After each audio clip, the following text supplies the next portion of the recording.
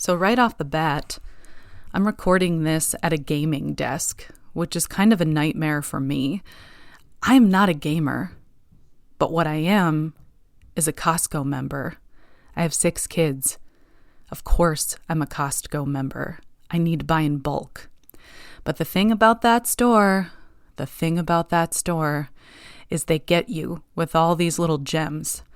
And I don't have a personal desk at home to work from. You know, I've been working full time at a desk in my classroom for 11 years. I had no need for a personal desk at home. Even during COVID, I just set up my computer at my kitchen table. But as I can't emphasize enough, I have 6 kids, and that doesn't work anymore at a kitchen table. And I was at Costco. I went there to buy toilet paper, also in bulk, because 6, 8, if you include the 2 adults in this house. And Costco got me. They had a desk selling for a very reasonable price, but this particular desk, I feel like a guest while sitting at it, so maybe that's where it came from.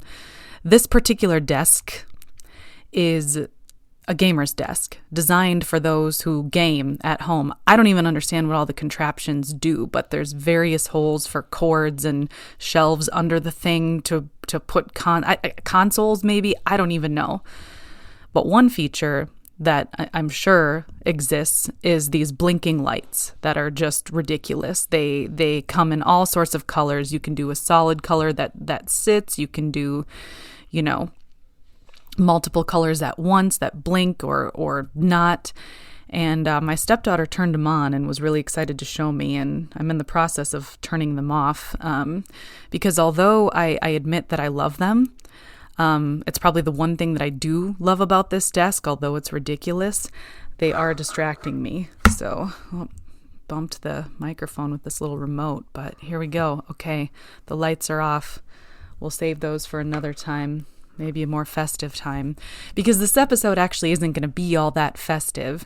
And before I jump into why, I should explain I am not a gamer at all. Again, I couldn't even pretend to like video games if I had a crush on someone who liked to play them. They're just not what I'm about.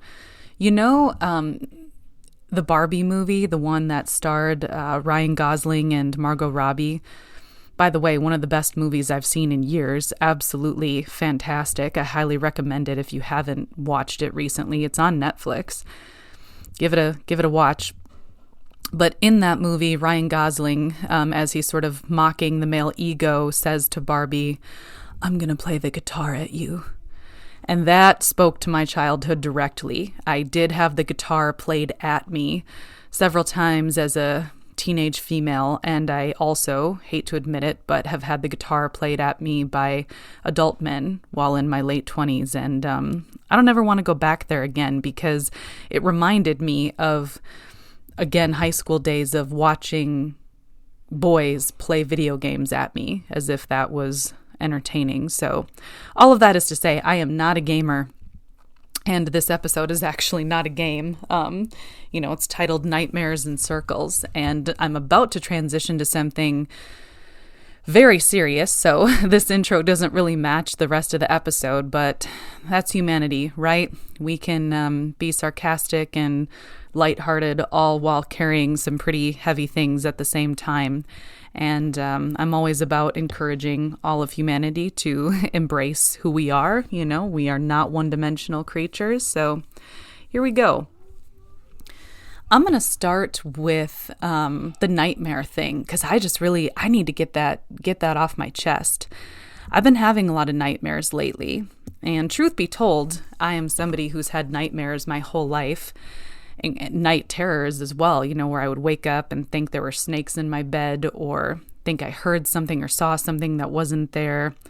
Unfortunately, I've passed that on to my young son, who's just a toddler and wakes up at night screaming and has been diagnosed with night terrors too. And it sucks, and it never really leaves you. I've learned a lot of meditative practices that have helped, but it just doesn't really ever go away. And that being said, I don't love night terrors when I still occasionally have them, but I am grateful for my dreams. And even my occasional nightmares, even though they're not fun, because they sort of give me a clue as to what is upsetting me in my waking life.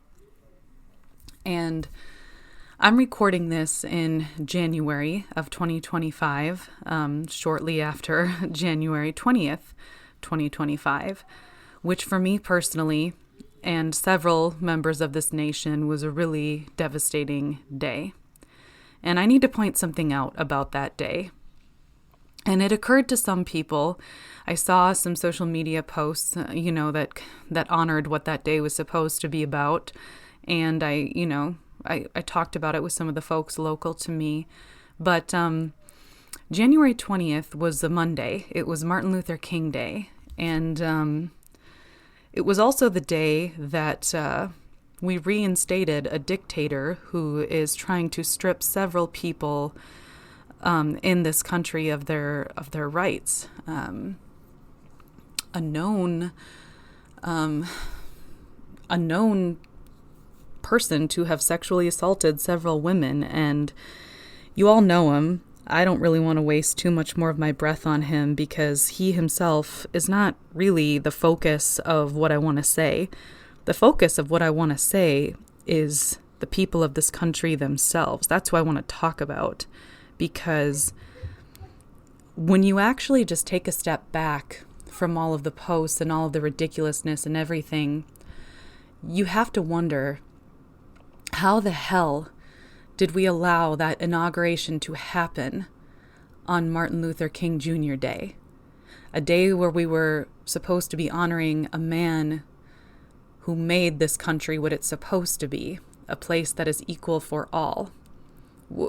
What the hell happened?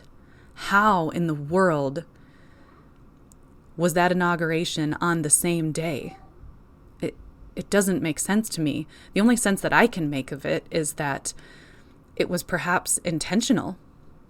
No one would come out and say it, but it's like, to have the inauguration of somebody who stands for literally everything the opposite of what this man stands for, I mean, all on the same day, it kind of sends a pretty clear message about where our country is going and what our values are. Like, isn't it just batshit if you take a minute to think about it? Somebody who gets into office and immediately starts taking away rights, shutting people down who hurt his feelings or whatever it is. Something's off with that. And it got me thinking about some other things. It got me thinking about some other parts of this country that are pretty powerful too, but maybe don't get the endless media attention that the current quote-unquote leader of our country does. But before I talk about that, I need to just say the nightmare that I had last night and that I've been having have included lots of just creepy stuff where quite literally intense controlling government is taking over. People are going into hiding and rights are being taken. Now I understand that's not exactly the state that we're in yet, but something evil is here and something evil is coming. And there's just something really, really wrong about what's happening right now. Like, this is wrong. It doesn't make sense. Why is this the current choice that our country is making? Why are we, quote unquote, taking America back? From whom? Who are we taking it back from? The Native Americans who lived here before the colonists came? The Japanese Americans that were shoved into internment camps just for their heritage? The slaves who were brought here against their will? Who are we taking America back from? Because if I'm honest with myself, there's pretty much a single history of who exactly took America. And it sure wasn't the folks whose rights are being stripped now. It's insane. I thought that we were supposed to learn history, right? Like, think about this. I'm a teacher. I wasn't a history teacher, but I was a teacher, right? So I appreciate education. The whole reason that we learn about history is to understand the past, honor the good folks of the past who have served the human race, and look at the mistakes that were made by folks that didn't do such great things, or maybe good folks, but who had good intentions, but made some ill-advised choices. We're supposed to look at all of that and do better and do right by our fellow humanity. It's not our fault that the history of our country is what it is in some of the ugly ways. We did not do that. But it is our responsibility to make sure that it never happens again. What are we doing? What is this? I just wish, I wish so many things were different.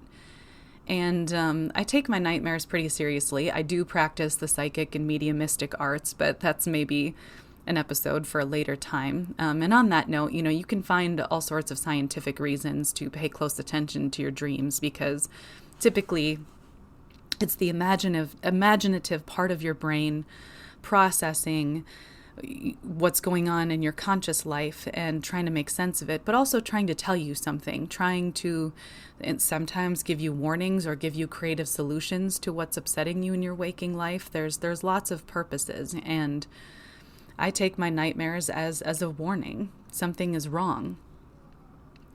But what do we do?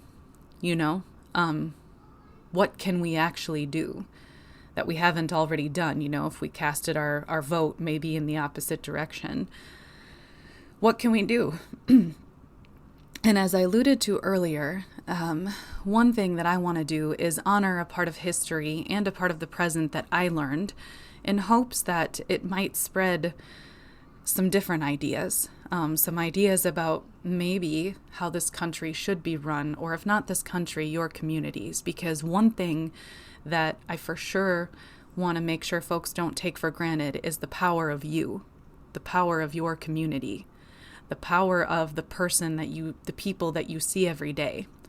We are what makes up this country. Dictators would be nothing without their followers. We make up this country. And even if certain leaders are in office who are trying to just spread hate and their own personal billionaire agenda, that does not mean that what we do on the day-to-day does not matter. This world is big for a reason. We can exist in our little corner for a reason. Our corner matters. And on that note, that brings me to some history that I have learned. I've tried to keep my location fairly vague, just for privacy reasons, but I can't help but get a little bit more specific in this episode because I can't make my point unless I do. You know that I'm from the Midwest. Specifically, I'm from Minnesota. And I don't live in St. Paul, but I live close to St. Paul. And I am very passionate about Native American studies and very passionate about honoring the Native Americans and indigenous folks who lived here in this country before the colonists came. And I was especially honored when a former student of mine invited me on what is called the Sacred Spaces Tour.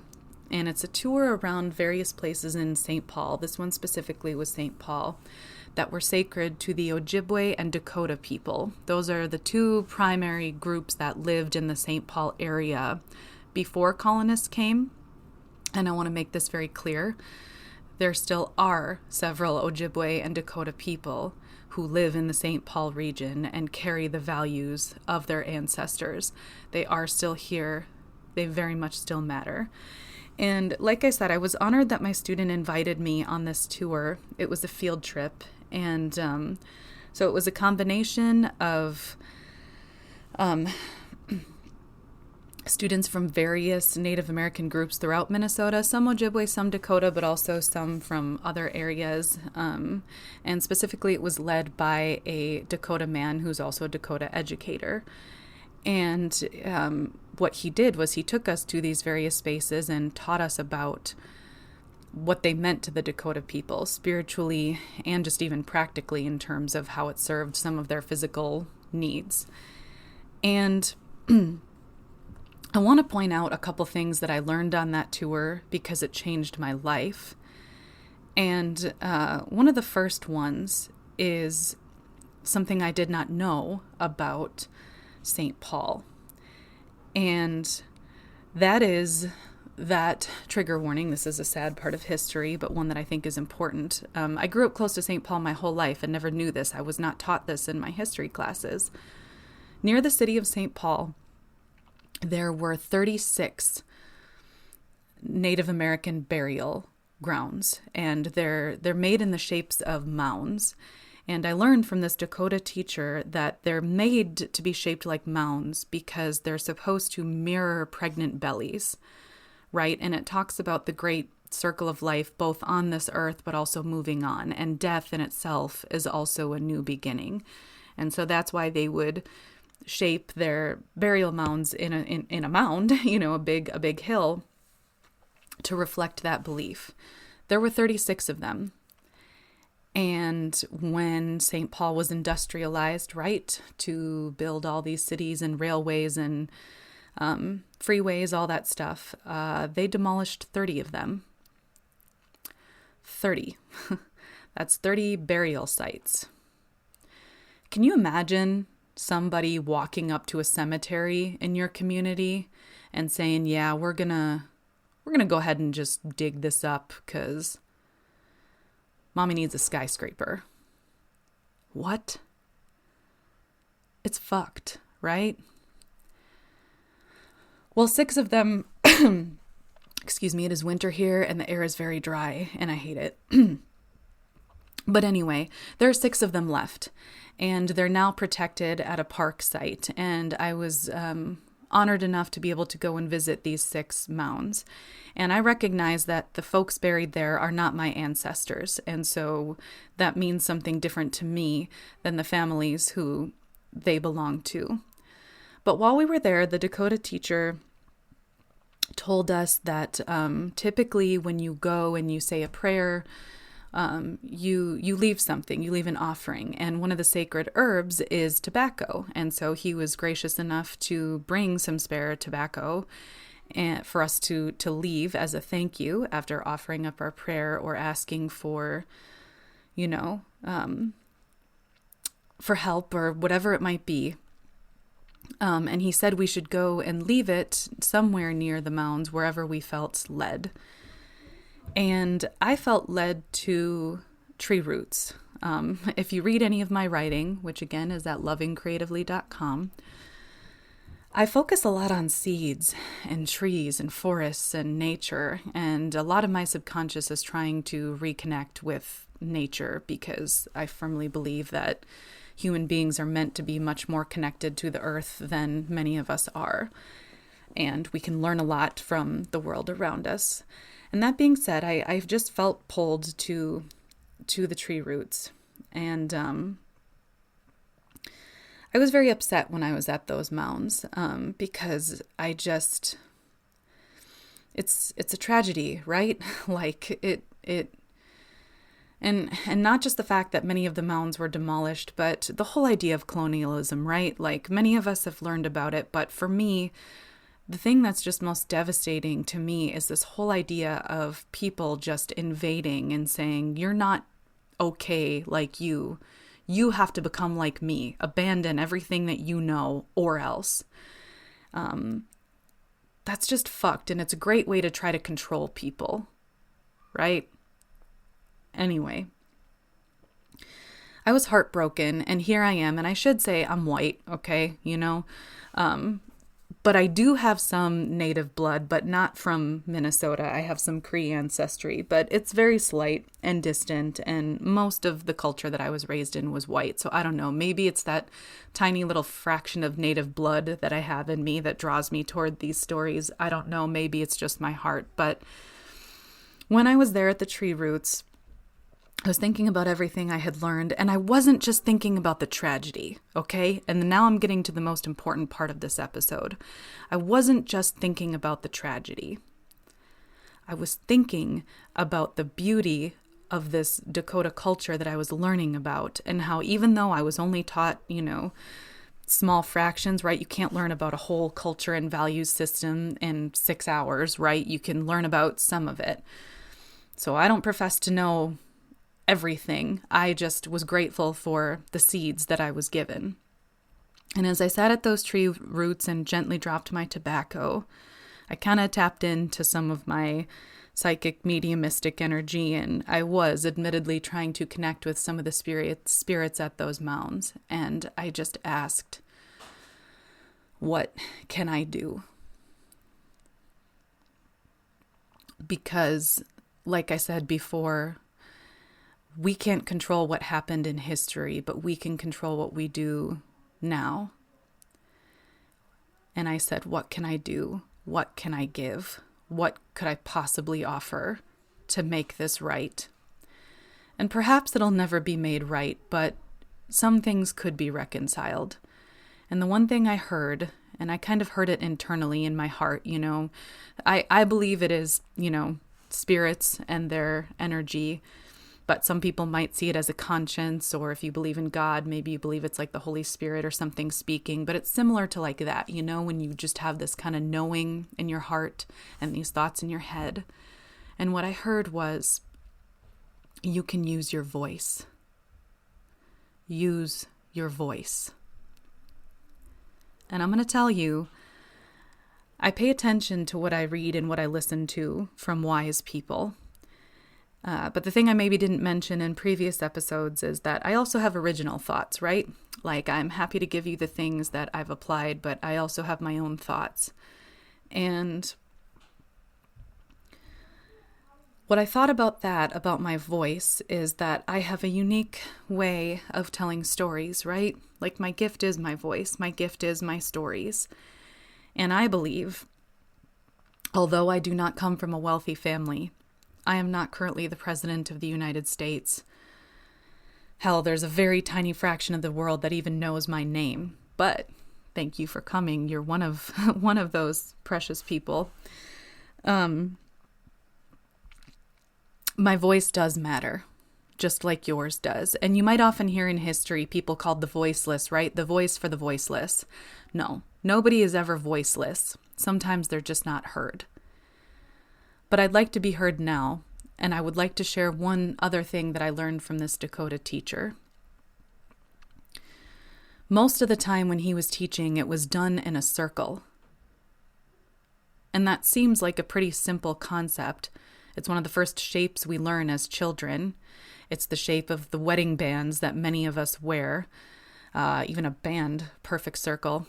I'm super emo, by the way, like Evanescence, Seether, Stained, Breaking Benjamin. Those are all the jams of my youth. So perfect circle. I only knew a couple of their songs, but the point is circles, right?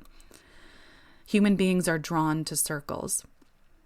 And this Dakota teacher had us all stand in a circle while he was teaching.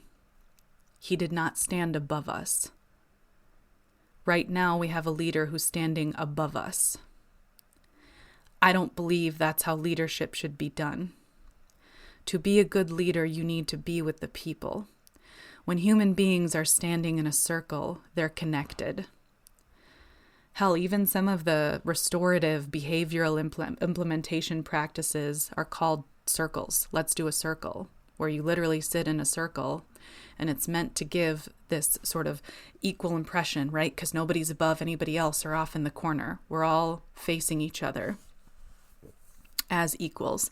And standing in circles was a regular practice of this particular Dakota teacher. And I found out sometimes in different Dakota groups was a regular practice for just meeting and gathering.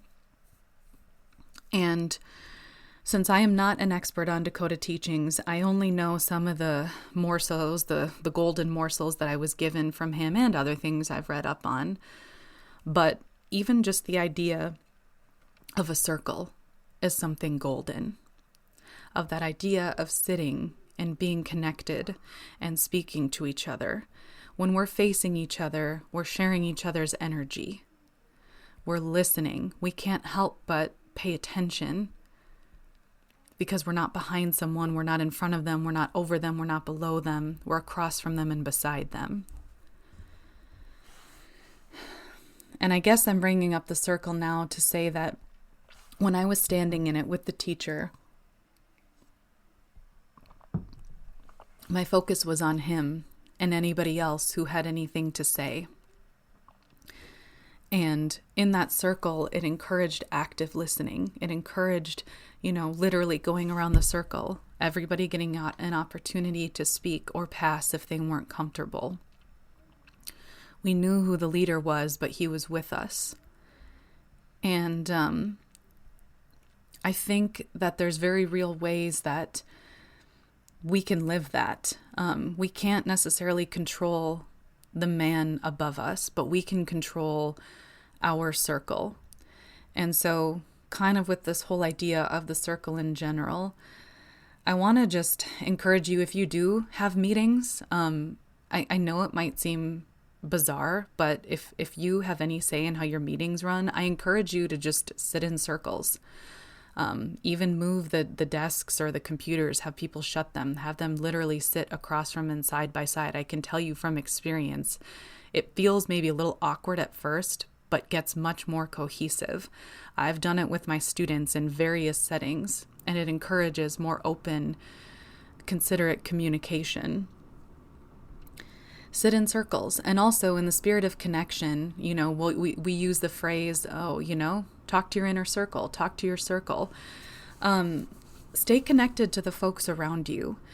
We may not know what's happening at the top. We can't control anymore what's happening at the top, but we can control what's happening around us. And I would encourage you, just as I did, to just take a moment to listen. Listen to yourself. Listen to where your heart's pulled. Listen to your community. See where you can be of service and how you can be of service. For me, when I heard use your voice, what that meant was I needed to share what I learned in my stories. I needed to share what I learned in this podcast. I needed to share what I learned to my husband. I needed to pass this knowledge on to keep it alive. When you pass on what you know and what you have to offer and what you have to serve, it keeps it alive and it passes it to the next person. We are what makes up this country. We are the people.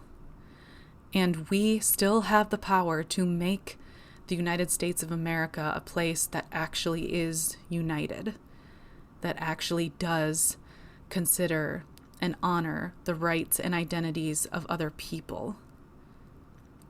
I cannot change the fact that this country started with colonization, but I can change how this country runs now, at least from my community. And for me, that means making an active choice to listen, both to my community and to myself. And it's as simple as asking yourself, what can I do to make sure this country is actually an equal place to live? What do I need to learn? Who do I need to talk to? What do I need to say? And the beauty of this is you don't have to be in it doesn't even have to be in your profession. It could be just in your neighborhood. It could be at your religious organization. It could be at your sports gathering. We have the gift of being able to be around so many people in any given day. And what you do for every person that you interact with matters. It spreads. I mean, if you think of all the great leaders of this country, think of Barack Obama. Somebody at some point in his life had to say, hey, you know what? I think you'd make a good leader. He went to college. Somebody taught him, every single thing that we do matters. And the best thing that we can do when it comes to things that are outside our control is to focus on what we can control and focus on what we think about and what we say. And so for me, I'm going to continue doing, what I was inspired to do. I'm going to continue learning about this country's roots.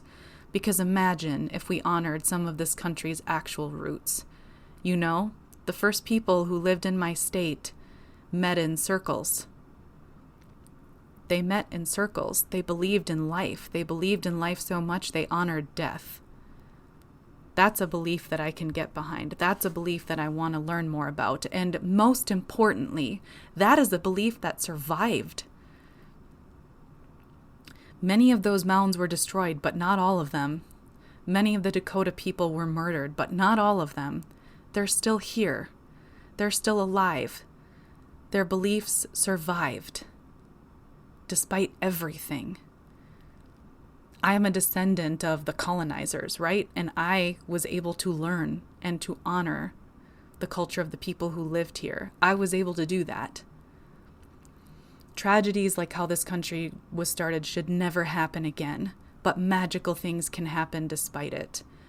And so I encourage you, all of my listeners now, listen, learn, believe that magic can happen regardless of some of the devastating things around us, and be a part of it. All it takes is just a quiet moment to listen to yourself, to focus on the people around you. Maybe there's something new that you're being pulled towards. Maybe there's something you need to learn. Maybe there's a way that you need to use your voice. And I can promise you there are plenty of people out there who need you and who need your gifts. And that all ties back to that worthiness message too. I think many of us, if we got back in touch with the important connection we have with nature and with each other, we would understand that something as simple as our existence in the world is our worthiness. You are a magical being. You are a powerful being. And please, no matter how loud the monsters are, don't think that you cannot create magic despite them. I promise you that you can. And if you still have doubts, go read some of my poetry. It's all about overcoming monsters. Sometimes the monsters are the ones who wake up the angels. And evil has a way of reminding the good of who it is and how powerful it is. I'm specifically thinking of my poem called When Angels Wake Up. You should definitely go read it at lovingcreatively.com. Anyway, thank you for your time. I encourage you to find your circle, to connect, and for sure, take some time to learn more about the various indigenous folks who lived here before and who still live here. Their spirits are alive and many of their physical bodies are still alive. Thank you. You're wonderful. And I look forward to talking to you soon.